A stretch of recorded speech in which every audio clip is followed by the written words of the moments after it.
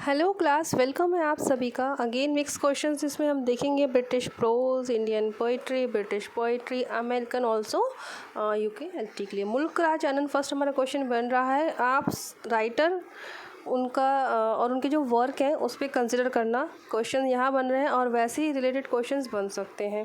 What does मुल्क राज आनंद satirise इन कुली? तो कुली जो इनका वर्क है मुल्क राज आनंद का, ये मेन बात हो गई। अब इसमें क्या सैटिराइज किया है, किस बात पर सैटिराइज किया है? सैटिराइज मीन्स होता है एक व्यंग कसना, ताना मारना। ऐसे भी वर्क लिखे जाते हैं जिसमें किसी सोशल प्रॉब्लम को उभारा जाए, इस तरह से। ये भी एक लिखने का लिटरेरी फॉर्म होता है। तो यहाँ किस बात पे किया है, मेन पूछ सकते हैं। थीम क्या रही? Exploitations of the poor people is the correct answer, option D, exploitations of poor, गरीबों का शोषण।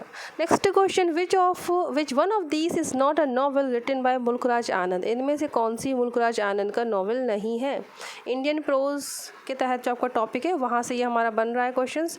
कुली यस है, अक्रॉस द ब्लैक वाटर भी है, एंड द अनटचेबल भी मुल्क राज आनंद के। हेड नहीं, एक्चुअली ये हीट है, हीट एंड डस्ट इनका नहीं है।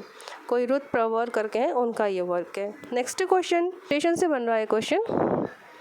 Criticism must always profess an end and view. Its function is to promote the understanding and enjoyment of literature. कि जो क्रिटिसिज्म है उसका मेन फंक्शन क्या होता है? अंडरस्टैंडिंग और लिटरेचर को इंजॉय करना, उस इंजॉयमेंट को प्रमोट करना क्रिटिसिज्म होता है। ये आपकी कोटेशन दी गई है टी.एस. एलियट के द्वारा। Next question, I heard a woman call you the winged victory in sluggish Venice. You turn your head towards your tail and smile. What is the title of the poem by D.H. Lawrence? Again D.H. Lawrence British prose में आपके आ जाएंगे। Student और quotations है। Quotation तो ठीक है, आप पूछ रहे हैं कि किस पोएम से ये कोटेशन है। Answer is mosquito. तो कोटेशन से भी क्वेश्चन आ जाते हैं, अदरवाइज मॉस्कीटो इनका वर्क है, आप ये भी कंसिडर कर लें। डेविड हर्बर्ट लॉरेंस इनका फुल नेम है।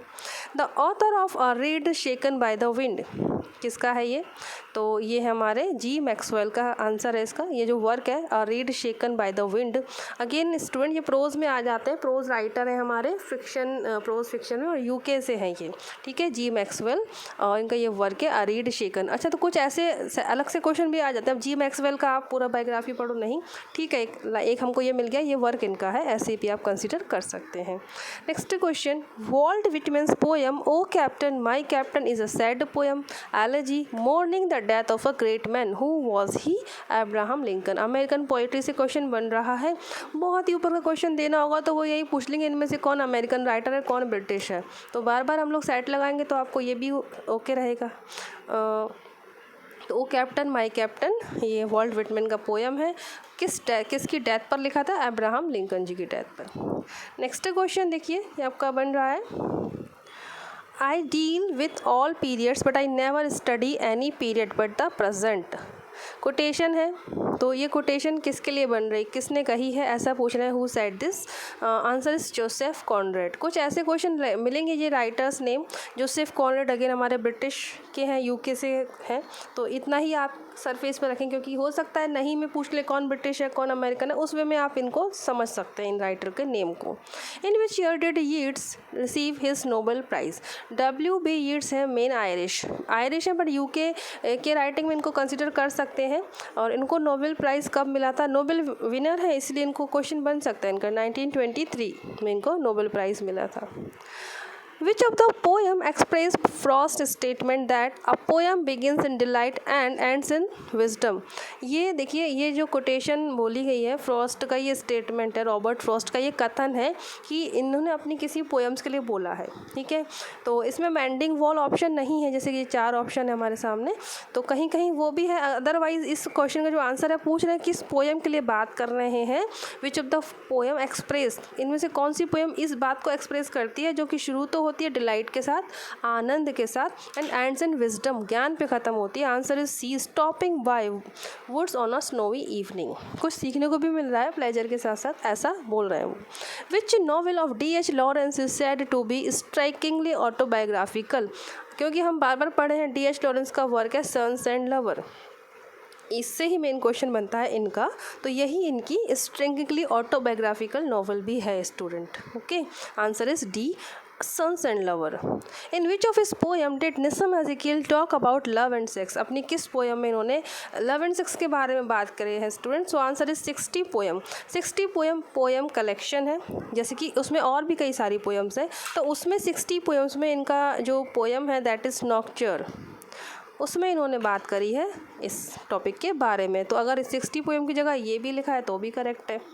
Next question, Hamlet was written by Shakespeare. Okay, but the Hamlet किसने लिखा है? The Hamlet was written by Faulkner. Faulkner American writer है, पर ये पोइट से ज़्यादा ऑथर में कंसिडर किए जाते हैं, बट हम इनको क्यों ले रहे हैं इधर? ये क्वेश्चन शेक्सपियर के बिहाफ में हम समझ सकते हैं कि हैमलेट तो इन्होंने लिखी, बट द हैमलेट लिखी है विलियम फॉकनर ने। इम्पॉर्टेंट है ये question. 1914 first world war beginning and Robert Frost published his work, which one is it? घुमा के पूछ रहे हैं 1914 में रॉबर्ट फ्रॉस्ट का कौन सा वर्क इसमें से पब्लिश हुआ था? Answer is north of Boston. Okay, answer is north of Boston. Next question, To some of his contemporaries, he appeared a member of the Cockney School of Poetry. Who is he? ये he किसके बारे में quotation है ये कि अपने contemporaries में ही appeared होते हैं कॉकने स्कूल के मेंबर के रूप में? Answer is Keats. John Keats के लिए ये बात कही जा रही है। Shelley's Adonais is a threnody bewailing the death of. Adonais एक एलर्जी है, थ्रेनोडी भी हम कह सकते हैं इसको, और ये किसके लिए लिखी है? एलर्जी किसी की डेथ पर लिखते हैं स्टूडेंट। जॉन कीट्स से अगेन रिपीट हो रहा है बट इंपॉर्टेंट क्वेश्चन है। प्रोमीथियस अनबाउंड ये वर्क है किसका? क्या इसका जैनर है? अगेन जैनर से मैंने बताया था लिटरेरी फॉर्म हमें हर वर्क की पता होना चाहिए उस राइटर की। So the answer is lyrical drama. PB Shelley का वर्क है Prometheus unbound, a lyrical drama. Next question, which of these was written by Shelley? इनमें से कौन सा शैले ने लिखा है वर्क? डिफेंस ऑफ पोइट्री पे चले जाइएगा आप, यही करेक्ट आंसर है। डिफेंस ऑफ पोजी भी एक वर्क है बट वो किसी और का है, ठीक है। डिफेंस ऑफ पोइट्री, और ये एक ऐसे है, इसका जैनर अगर पूछ लें, बिकॉज पीबी शैले हमारे पोएट कंसिडर किए जाते हैं ना, तो पोएम से बनेंगे। अलग पूछना है तो उनका प्रोज वर्क भी कुछ कुछ होता है, तो उससे उन्होंने क्वेश्चन पूछ लिया। Defence of poetry an essay by PB Shelley, Percy Bysshe Shelley. Which of Shakespeare tragedies is called the tragedy of reflection? इनमें से कौन सा शेक्सपियर का जो ड्रामा है जो कि एक ट्रेजेडी है, ट्रेजेडी ऑफ रिफ्लेक्शन कहा? इंपॉर्टेंट है ये क्वेश्चन। हैमलेट की बात चल रही है, अगेन हैमलेट एक ड्रामा है। अब ड्रामा में भी ट्रेजेडी है, कॉमेडी है, क्या है? तो एक स्टूडेंट ट्रेजेडी है और इसको ट्रेजेडी ऑफ रिफ्लेक्शन कहा गया है। In which play of Shakespeare do we find these lines? There needs no ghost my lord come from the grave to tell in this. कोई ज़रूरत नहीं है घोस्ट की माय लॉर्ड, आओ ग्रेव से निकल कर आओ, कब्र से निकल कर बताओ, ऐसा कुछ तो ये कहा गया है हैमलेट में स्टूडेंट। ओके, हैमलेट की कोटेशन है ये। अच्छा, कहीं अगर ऐसा लिखा होता ना, अगर ये ही कोटेशन लिखकर शेक्सपियर और 3 अन्य राइटर लिख देते तो हम फिर शेक्सपियर पे लगा देना कि शेक्सपियर की लाइन है, उनके किसी वर्क में है। जैसे कि पिछले एक लेसन में हुआ था ऑल स्टेज वाला क्वेश्चन, तो जैक्स ने कहा है बट लाइन शेक्सपियर की हैं, तो हम शेक्सपियर पे में इंपॉर्टेंट रहे, ईजी रहे काफ़ी।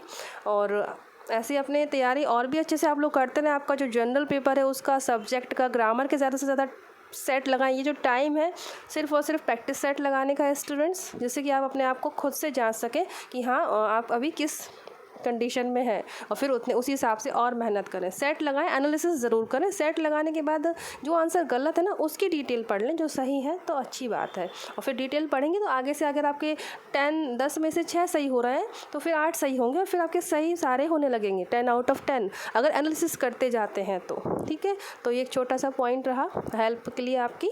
And thank you so much for watching this lesson. खुश रहिए, पॉजिटिव रहिए। जय हिंद।